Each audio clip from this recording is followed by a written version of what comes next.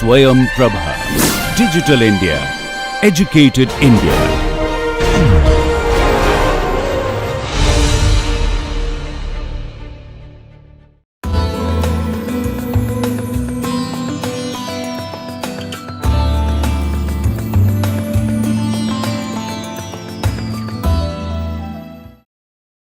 So good morning to you. We are now on to the second lecture in this course on advanced structural analysis. We will be continuing reviewing basic structural analysis. So these are the 7 modules. We are on module 1, and in this module 1 we basically have 3 parts. The introduction we covered yesterday. Today we will look at statically determinate structures, and in the next class we will review the work and energy methods. As I mentioned earlier, the textbook that we will be consistently referring to is Structural Analysis, which is authored by me. That book has 5 parts. We finished with part 1 in the session yesterday. Today hopefully we will try to cover most of part 2 in a quick manner. So let us come back to the big picture. We are dealing with a structure. We are actually dealing with a model of a structure. In this course in structural analysis, our structure will be a skeletal structure. We are removing the spatial elements from the structure. The structure is made up of elements, and the elements could be space frame elements, plane frame elements, grid or beam elements, truss elements. Of course the most generic is the space frame element. All other elements are special cases of that one element, and the elements are interconnected with joints. Those joints are modeled usually as rigid joints or pin joints. We have discussed these. You can also have semi-rigid joints, and at the boundaries of the structure you have supports, and it is important to identify them correctly, and there are different types. The most generic is the elastic, and when you restrain movements you can make it fixed or guided fixed or hinged or roller. On this structure we apply loads, and the loads are of 2 types: direct actions, which you indicate with those arrow marks, or you can have indirect loads, and there are 3 types as we discussed. You have support settlements, you could have construction errors, you could have environmental changes, and we are interested in finding the response of the structure, both the force response and to some extent the displacement response. So if you look at the structure in its entirety, you have 2 fields. You have the force field. Some of the items in the force field come from the loads, which you know, but many of the items you do not know, and they come from the response. They include the support reactions and the internal forces. And you also have the displacement field, which is related to the force field. Most of the displacements are unknown, so they are in the response side, but sometimes displacements come as a kind of indirect loading, so they come to the load side. Now most structures are indeterminate. They should be stable definitely, and the indeterminacy could be either viewed for the purpose of analysis as static indeterminacy or kinematic indeterminacy. You have a choice in your solution path of indeterminate structures. You could use the force method of analysis or the displacement method of analysis. If you were to do things on your own manually without the help of a computer, then you would obviously choose that path which involves less effort. So you have to look at the degree of indeterminacy, which is the degree of static indeterminacy versus the degree of kinematic indeterminacy. And of course you have to decide on what level you want to do this analysis. So do you need to do a non-linear analysis, which is a little complicated as you know, or is it enough to do a linear analysis? Do you need to do a dynamic analysis, or is it enough to do a static analysis? Do you need to do a probabilistic or stochastic analysis where you have uncertainties? You have uncertainties in the loads for sure. You also have uncertainties in the material properties in the structure, and therefore you will have uncertainties in the response. Or shall we assume that everything is deterministic? Well, in this course in structural analysis we take the the simplest form of analysis, that is, we assume that the analysis is static, it is linear, and it is deterministic. That is the starting point, and it is good enough in practice.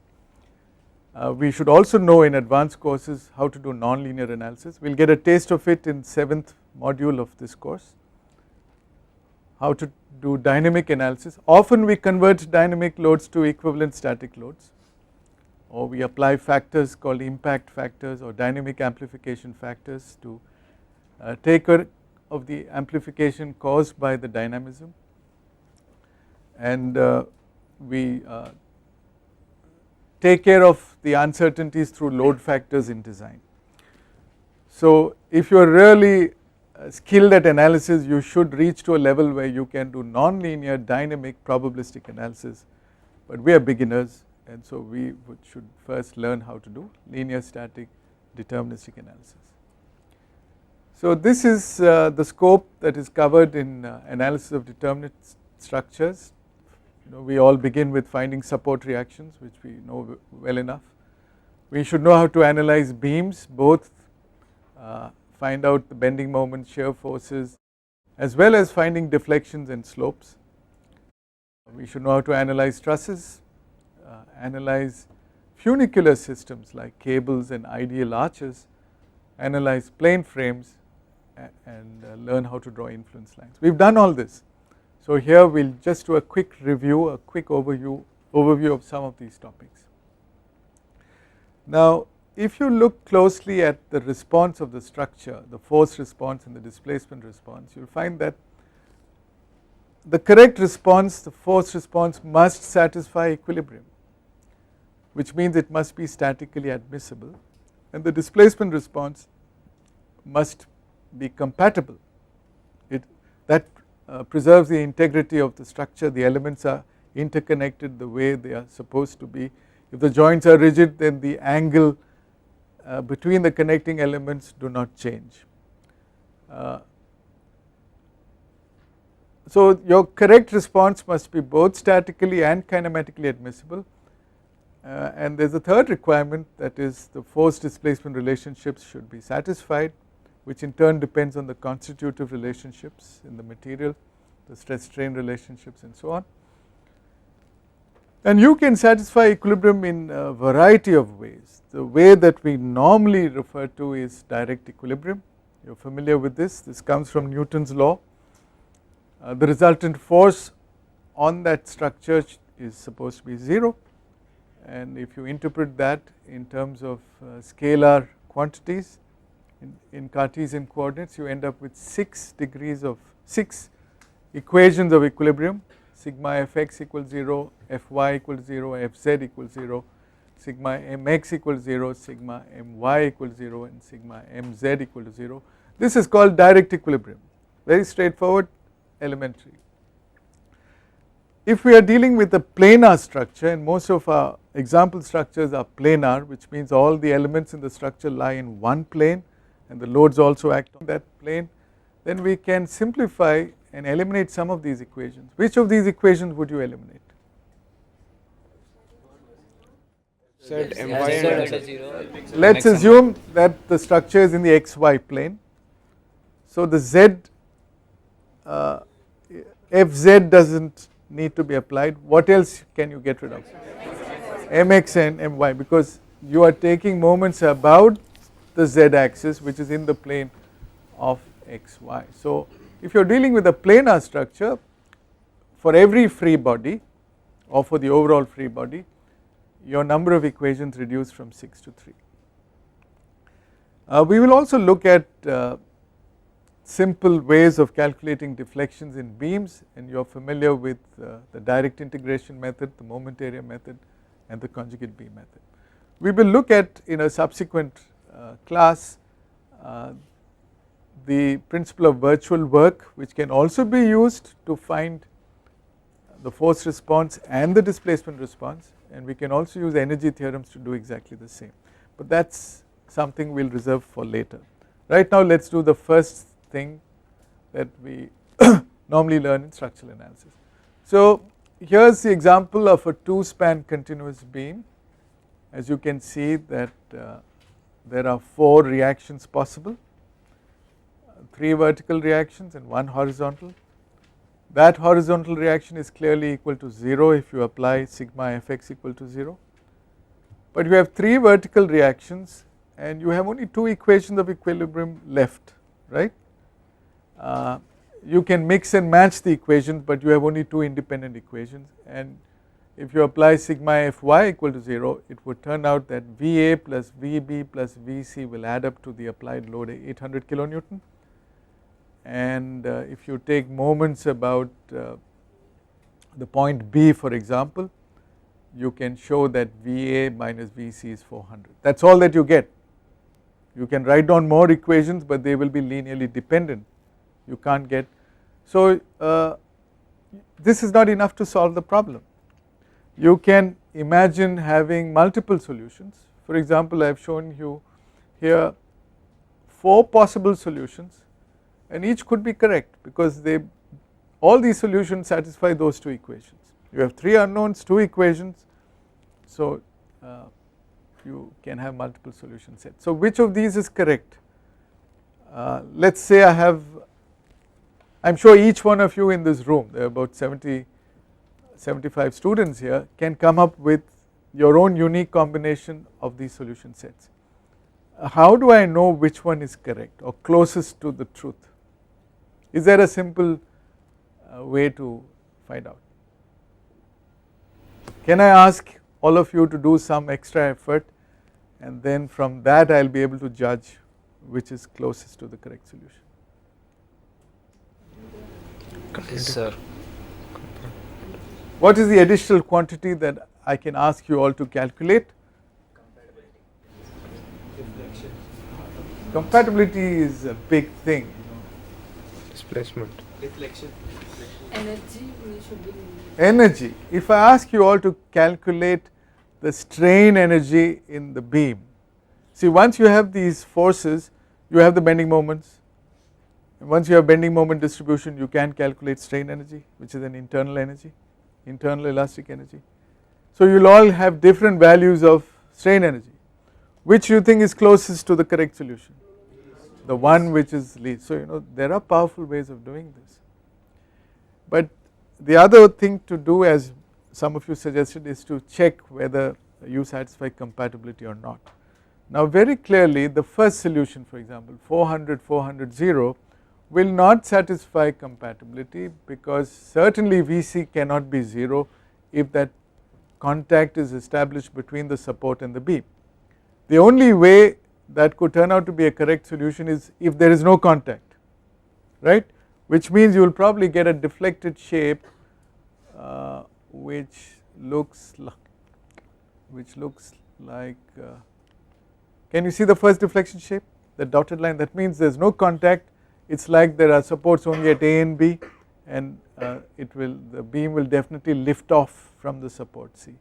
Then you could get this solution, there is nothing wrong with that, but it is not kinematically admissible.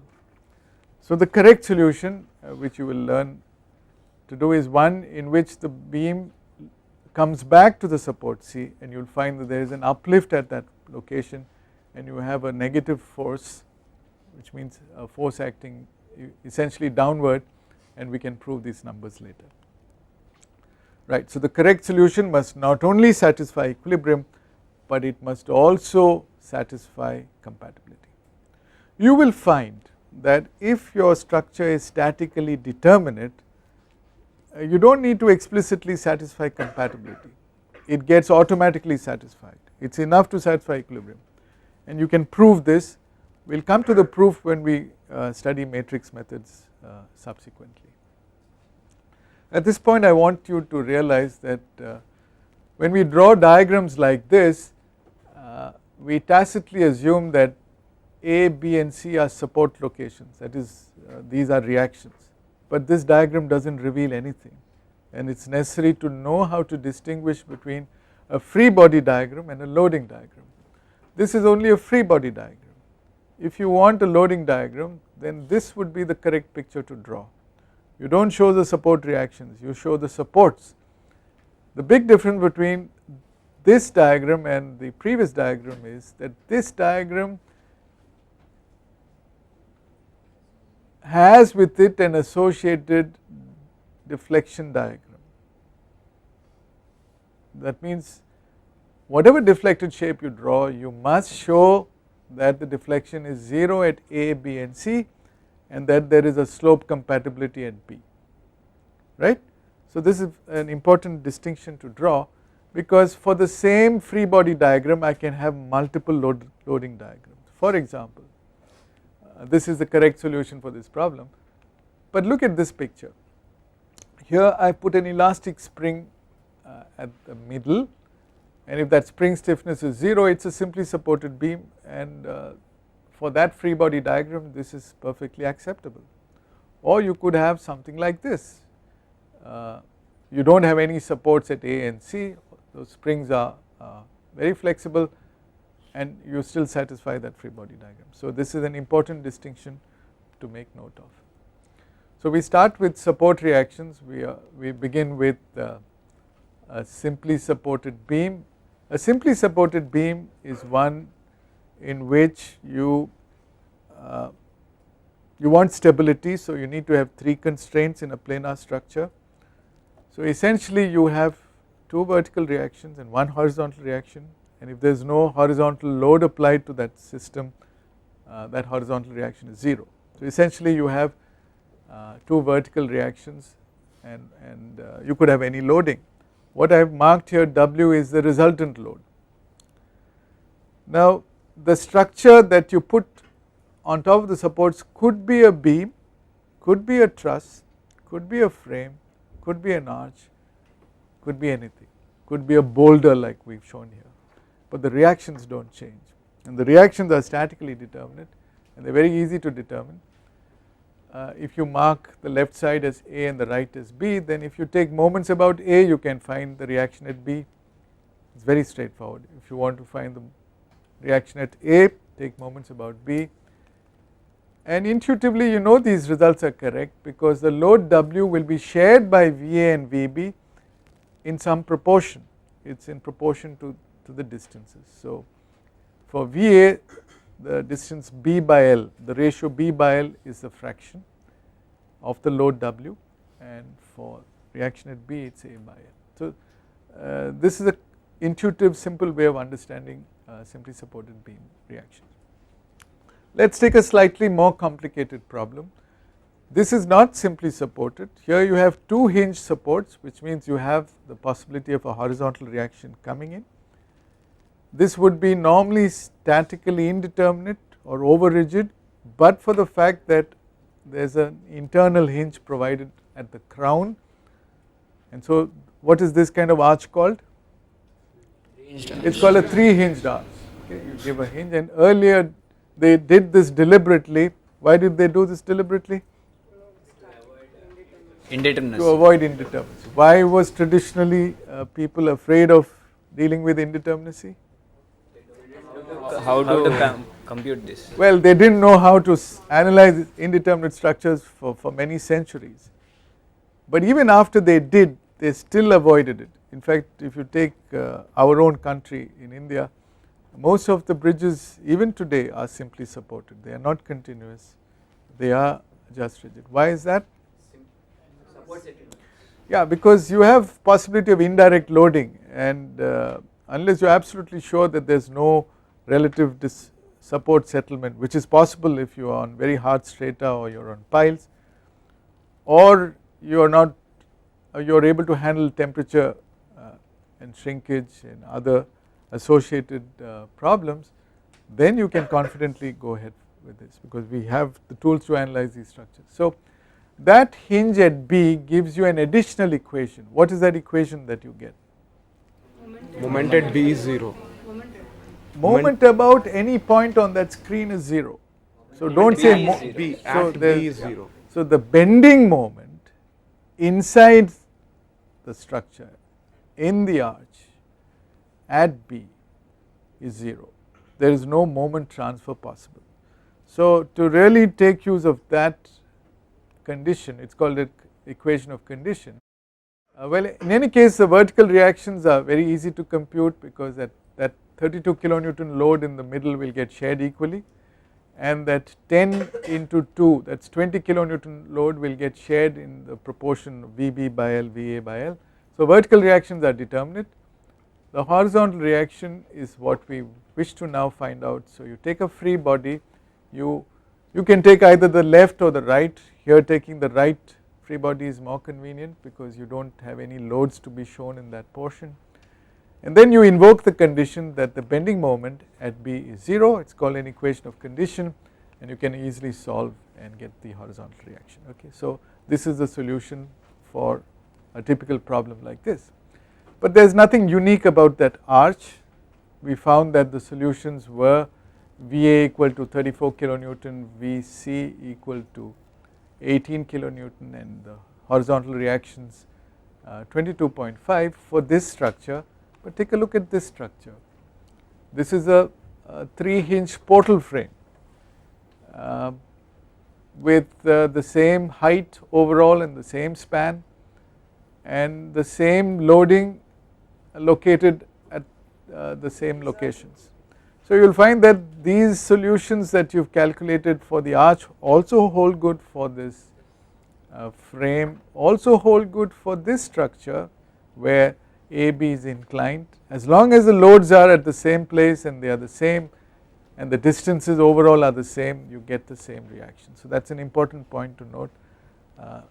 When you have a statically determinate system, the type of structure is not important. It could be an arch, it could be a frame, it could be a beam, it could be a cable. Okay. Now we finish support reactions by direct equilibrium. We go to the next topic, which is beams, and we will touch on the essential points. So first let us look at the basic kinematic variables. What are the kinematic variables which define the displacement in a beam? Deflection, slope, curvature. Very good. So if you take a curved shape of that cantilever beam as shown, we will assume deflection delta x to be positive if pointing upwards. It really does not matter, but for consistency let us assume upward deflection is positive. Then the slope of this is called slope, or it is also called rotation. It is a derivative of that deflection, and the derivative of the slope turns out to be approximately equal to the curvature. The curvature is actually 1 divided by the radius of curvature at that point, and you know that for small deformations it turns out to be approximately equal to delta double dash. Okay, so this is something we begin with. And then you have static variables. What are the static variables for a beam? You have the load intensity, which is usually given to you, shear force and bending moment. Right, perfect. So again these are the sign conventions we will assume. Q of x is the load intensity, usually measured in kilonewton per meter, and I want you to understand that when the intensity changes along the span, you can't afford to talk about meters. So it is actually more correct to use the language Newton per millimeter, because it can change every millimeter, but it is equivalent to kilonewton per meter. Okay, so that is important to note. So that is Q of x, the derivative. So how is it related? What is the relationship? What are the basic differential equations that relate these three quantities? Shear force is the derivative of, okay, so you can prove this by taking a small element of the beam and just applying direct equilibrium, and you can prove that the load intensity is equal to the derivative of the shear force. The shear force is the derivative of the bending moment, and what else can you prove? The bending moment is related to the kinematic variables how? EI. Well, if you invoke, yeah, that's right. If you invoke simple bending theory, the Euler-Bernoulli principle, m by I is equal to E by R. 1 by R is curvature, so you can prove that bending moment is nothing but EI into delta double dash of phi, whichever you wish to say. So that is the relationship between static variables and kinematic variables, and actually you can express all the static variables in terms of deflection. EI is called the flexural rigidity, it is a product of E is the elastic modulus, assuming homogeneous elastic material. I is the second moment of area, it is an area property. So you can show that the shear force is EI into delta triple dash, and therefore Q is EI into the fourth derivative of the deflection. So you can, if someone asks you what is the basic differential equation for a beam, you can either choose to explain it this way: EI into fourth derivative of this deflection is the load intensity, or you could say EI into the curvature is bending moment. Both are correct. Right. So let us quickly assimilate how these concepts can be applied to drawing bending moment and shear force and deflection diagrams. I have shown here two cantilever beams with linearly varying load. You can write mathematical equations. The total load is W, and you can write Q of x. I put a negative sign because in the sign convention I have shown you Q is positive when pointing upwards, but if it is a gravity load it will point downwards, so I put a minus sign there. Now I am going to draw two shapes of the shear force diagram which is related to the intensity diagram. This is one shape and this is another shape. Let us say the top shape is A and the lower one is B. Which of these two shapes is correct for that first cantilever beam? A is correct. Why is A correct? Right, so you have to look at the slopes. You have to look at that relationship Q is equal to ds by dx. So let me use this pointer. Sorry. Right.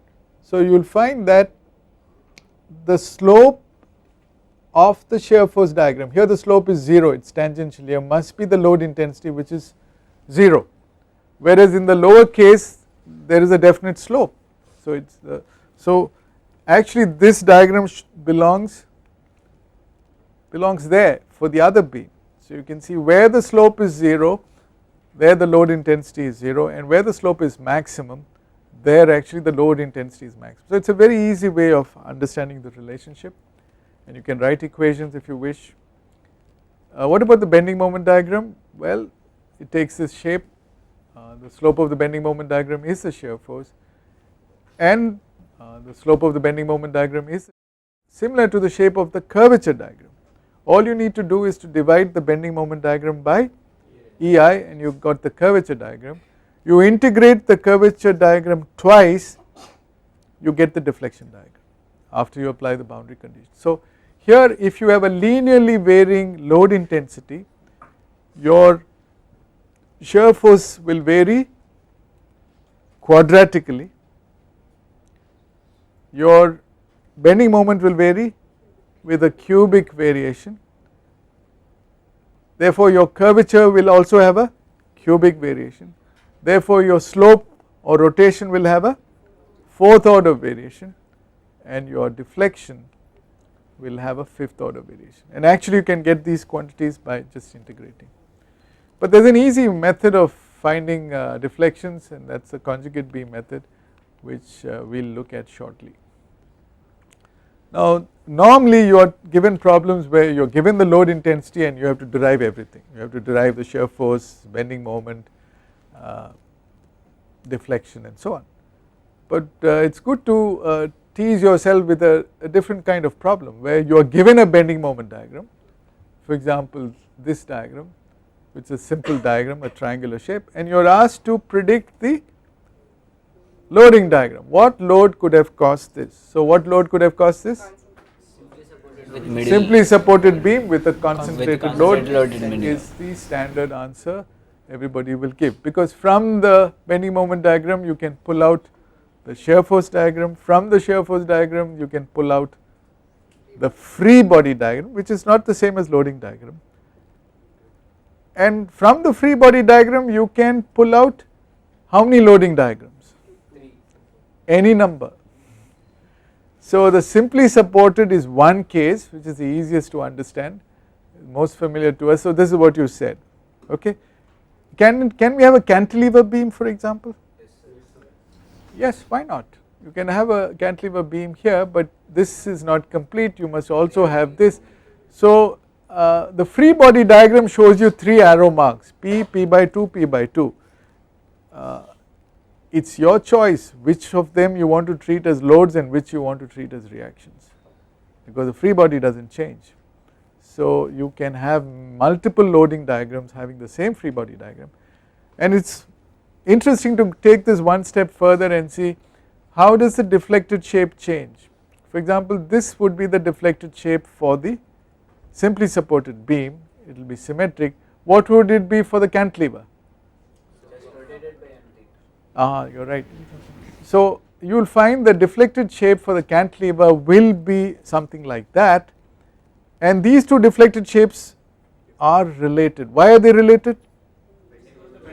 Same free body diagram. Same free body diagram. They Same both bending have.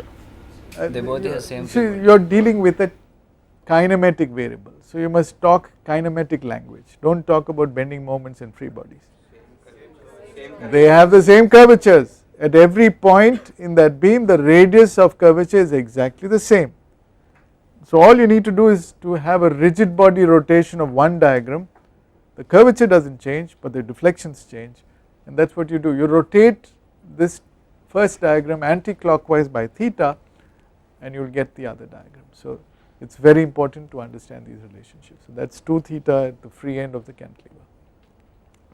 Let's talk about some other interesting practical issues where a lack of proper understanding of basic structural analysis can lead to mistakes.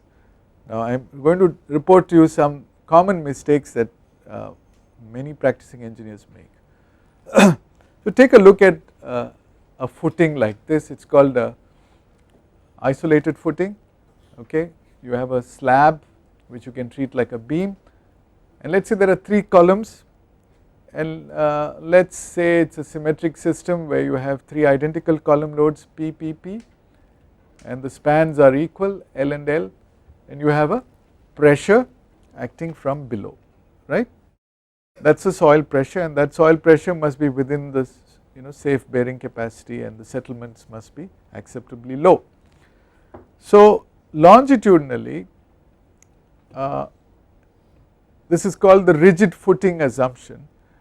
You assume that the soil pressures are uniform, and so if the total load is 3P, and if the width of the footing is B and the total length is L, then the area, total area in contact with the soil is 2L into B, and that's your soil pressure. And if you want to treat it like a beam, then in kilonewton per meter you can multiply that soil pressure by B again, and you get a uniformly distributed load acting upward, right? So this is called the rigid foundation assumption. The assumption is the foundation is so rigid that you can ignore the deformations in it, it will move together as a whole. Now the analysis is sometimes done by treating this as a 2-span continuous beam, okay, and I will show you how it's an inverted beam. So this is a model done. Do you find anything wrong with this? This is done by some engineers. That is, finally you have to design that footing. You have to find the bending moments and shear forces in that footing. So you have this load acting from below, you analyze it as an indeterminate structure, a 2-span continuous beam. If you do that, I will show you the results. You will get a shear force diagram like that and a bending moment diagram, right? I have drawn the bending moment diagram on the tension side as our normal convention. So it will look like that, clear? Don't worry about those values, they are 100% accurate, you can check them out. Is there anything wrong with this? Actually they are not rigid. Sorry? Actually they are not rigid Yeah. items. You are right, actually the rigid foundation assumption is a big assumption, but it is very commonly made in practice. Now let us accept that assumption. For that assumption, is this result correct? They have to be. No, it is sitting on the ground, you are assuming a uniform pressure. At B, the deflection 0 is assumed. It is assumed, yes. That is not correct. So, but it is actually the force, At B, not there the is a reaction. force. So, the deformation may not. The deformations. Well, this is how people do in practice. So you have to give me a clear reason why it is wrong. Okay, let me prove to you that it is wrong. Why is it wrong? Because if you work backwards and find the reactions at A, B and C, you will get something interesting. You will get 9p by 16, 15p by 8 and 9p by 16, but you began by saying it's PPP. So there itself you can see that there is an inconsistency, right? So it's wrong, it's wrong. And let's do something more interesting. Let's say the central column actually carried very heavy loads and you had practically very little loads on the two extremities, right? So let's take an extreme situation where instead of P, P, P, the loads are 0, 3P and 0. If you were to do this kind of modeling, your shear force diagram and bending moment diagram will not change as long as the loading is symmetric, agreed? And that's something radically wrong. So what's the correct solution? How do we handle this? You'll be surprised. I've asked this question of practicing engineers in companies and they have not been able to answer. Yeah. Springs on at No, all that's for the positions. exact solution. I don't want to do an exact solution. I'm happy with the rigid foundation assumption. I just need the correct bending moment diagram and shear force diagram, and obviously it must depend on the applied loads. You give me any combination of loads, P, P, P or 0, 3, P, 0, I should get two different bending moment diagrams. How do I do that? Well, the answer is surprisingly easy. The answer is,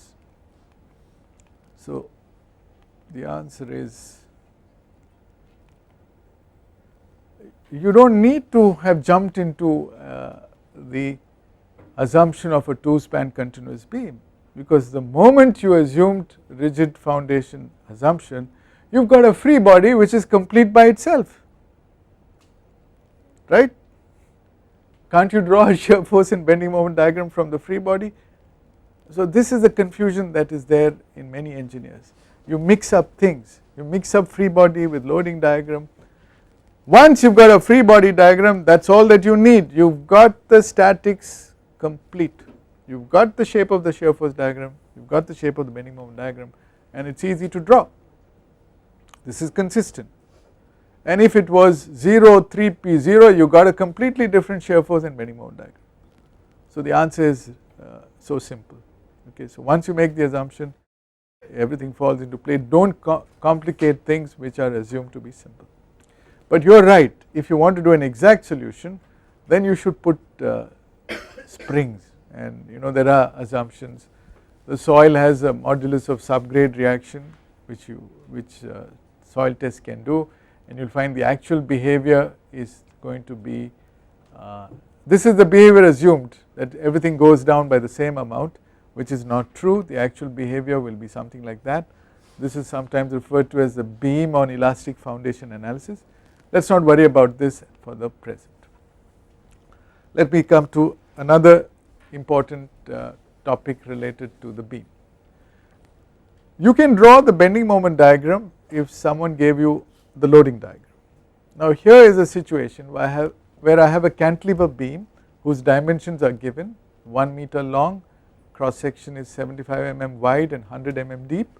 The elastic modulus is also given to you, and let's imagine the beam is right here in front of us, and let's say I pull down the free end and I release it, and it will start vibrating, and I leave the hall, go for a cup of tea. One of you takes a picture of it using a digital camera, and first you got a picture like that. Let's say you got a picture like that, right? Now, does the beam have bending moments? Yes or no? Yes. Why? Because it's bending. Because you remember our discussions in the last class. Because I've asked this question very recently in another engineering college and they couldn't give the answer. Because it's bending, because a straight beam has changed its curvature, there has to be bending moments. How do you compute those bending moments? From the deflection. How do you get it from the deflection? Derivative of deflection. So Double you can digitize the diagram and get for different locations, let's say you have 10 locations on that beam, you can get the deflections, and then you know that there is a relationship between curvature and bending moment. It's the second derivative of deflection. So you can use any suitable numerical technique like a central difference formulation, get the slopes from this picture, from the slopes get the curvature as a second derivative, multiply that with EI, you have got the bending moment diagram. So please remember, and this is a displacement approach. When you begin learning structural analysis, you learn the force approach. That means given some load you can find the bending moment and shear force, but you can also use the deflection approach, the displacement approach. From the deflected shape you can extract the bending moment diagram, which will look like this. So the other question is, can't you use the other method also? Surely some loading is responsible for this bending moment. How do you find those loads? Well, those loads are imaginary loads. They were given a name by Newton. What are those forces called? They are called inertial forces. They are caused by the accelerations of the masses in the beam, and they take a shape which is similar to the deflected shape. If the beam is executing simple harmonic motion, then you know by definition simple harmonic motion is one in which the acceleration is proportional to the deflection, and so it would be that, but actually it may not be executing simple harmonic motion, so you have multiple modes and so on. Okay, so how do you calculate deflection in beams? Very quickly, let us say you were given this problem, you were given Q naught, you surely can write an expression for bending moment. Let us say you have done it correctly, I have given you the answer there. From the bending moment you get curvature by simply dividing that expression by EI. From the curvature, how do you get rotation? Just integrate it. Integrated once more you get deflection, but you end up with some constants. So you will have two constants. How do you solve for those constants? One at a time. Yes. Apply boundary conditions, in this case kinematic boundary conditions. So at x equal to 0 the deflection is 0, so C delta is 0. At x equal to L the deflection is also 0, so you get the second constant C theta. Plug it back into both the equations and you have got the two equations. But engineers are more comfortable by looking at figures. One picture can speak 1,000 words, goes the old Chinese saying. So you should draw graphs. So if you draw the graph of curvature, which is like the bending moment diagram, it will look like that. The maximum curvature is at the midspan. No, not at midspan. How do you know where the maximum curvature is? Well, where the moment is maximum. Where is the moment maximum? Where the shear force is 0. So you can locate that point and find that curvature. This is the shape of your rotation or slope, and the slopes are negative on the left region and positive in the right region. And this is the shape of your deflection diagram. It turns out to be negative because our definition of delta x is pointing upwards positive, and you can locate the maximum deflection by finding where the derivative of delta, in other words theta, is 0, and you can write these expressions. Okay, so we have done this before, but practicing structural engineers are not, they want to be economical with their investment on time, so they want to find short fast ways of doing. One of the most powerful methods is the conjugate beam method. So you have the kinematic variables and you have the static variables, and you see that there is a definite relationship in each of these streams. If you go travel upwards, if you integrate, you get from one the other. If you integrate curvature, you get slope. If you integrate slope, you get deflection. If you integrate load intensity, you get shear force. If you integrate shear force, you get bending moment. So there is a kind of an analogy between these two streams, and that analogy was put to good use in the conjugate beam method.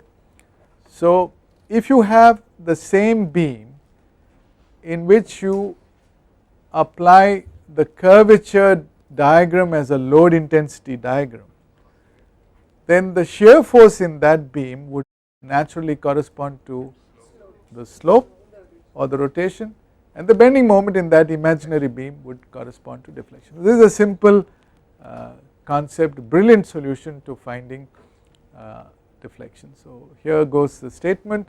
If we visualize an equivalent beam called the conjugate beam with appropriate boundary conditions with a distributed loading having an intensity q of x equal to the curvature phi of x acting on the conjugate beam, then at any location x the shear force S of x will be equal to the slope theta of x. In the real beam, in the bending moment, m of x will be equal to the deflection delta of x. So you can use that argument to prove the boundary conditions that you need to apply on the conjugate beam. At the fixed end, where the given conditions are the deflection and slope are 0, it would imply that the bending moment and shear force in the conjugate beam should be 0, and they will always be 0 when you have a free end. You do not have the possibility of a concentrated load at the free end, because the curvature diagram will be always continuous, it will never have singularities. So the fixed end becomes free, the free end becomes fixed, the hinged or roller will remain as it is, simply supported. The intermediate support becomes an internal hinge because you have a discontinuity in slope there, and the internal hinge will be replaced by an intermediate support in the conjugate beam. Very simple demonstration. Take a cantilever beam, you want to find the deflection and the slope at the free end. Well, first, so you want to find delta max and theta max. First draw the bending moment diagram, then draw the conjugate beam. The free end becomes fixed and the fixed end becomes free. On that conjugate beam put the curvature diagram, which means bending moment divided by EI, and then you just analyze the beam, find the support reaction at B. You will find that the slope at B is given by the shear force or the vertical reaction at B, and the bending moment is given by gives the deflection at B. So deflection is PL cubed by 3I, it's a standard formula, and slope is PL squared by 2EI. Very easy. Little more complicated problem here. I'll quickly rush through it. It's a little complicated because you've got a propped cantilever with an internal hinge, and you are asked to find the slopes at B, C and D and the deflections at B and D. So it's difficult, but the easiest way you can solve such a difficult problem is the conjugate beam method. So let's just go through the steps. What do you first need to do? Yeah, analyze the beam, draw the bending moment diagram. You can also try drawing the deflected shape, it will look like that. Draw the free body diagram. It's easy to analyze once you separate out, you know the parent and the child. You can draw the shear force diagram, you've got the bending moment diagram. Okay, let's just accept it. You've got the bending moment diagram. Then what do you do? That is the loading diagram for the conjugate beam. That divided by EI is the loading diagram on your conjugate beam. What are the boundary conditions in your conjugate beam? Free support, A is free, hinge, fixed. B you have an intermediate support, C you leave in place the intermediate support, and at D fix it. Perfect. So this is the given beam and this is the conjugate beam. Okay, conjugate beam, the boundary conditions are as shown. Now instead of putting on that beam that big complicated diagram, it's good to separate out the curved parts from the straight line parts just for simplicity in calculation. So if you do that and you do superposition, you can actually find out the centroids of the resultant forces and analyze it. So look carefully at the values that you need to compute, because at B you will get two values of slope, because the slope on the left side and the right side are not going to be equal, but that is because you have a discontinuity in the shear force diagram in the conjugate beam, because you have a support there. So you can calculate all these very accurately. Let's just accept this is something you should have learned in basic structural analysis. I just cover the concept here. Okay, now accidentally, I think we are running out of time. Conjugate beam method also gives a method for solving some type of indeterminate problems where the indeterminacy is not more than 2. For example, take this fixed beam. Okay, how do you find the fixed end moments in this beam? Well, you can visualize this as a simply supported beam with the original loading plus the hogging fixed end moments, right. And if you draw the conjugate beam for this, you will find the fixed beam becomes free, and you can superimpose the sagging bending moment diagram called the free bending moment diagram divided by EI and the hogging bending moment diagram. And if you divide by EI, you have got those two diagrams, and all you need to do is to equate the resultant forces and apply the moment equilibrium, which means the centroids should match, and you can easily establish simple formulas for fixed end moments, right. So we will continue with this in the next class.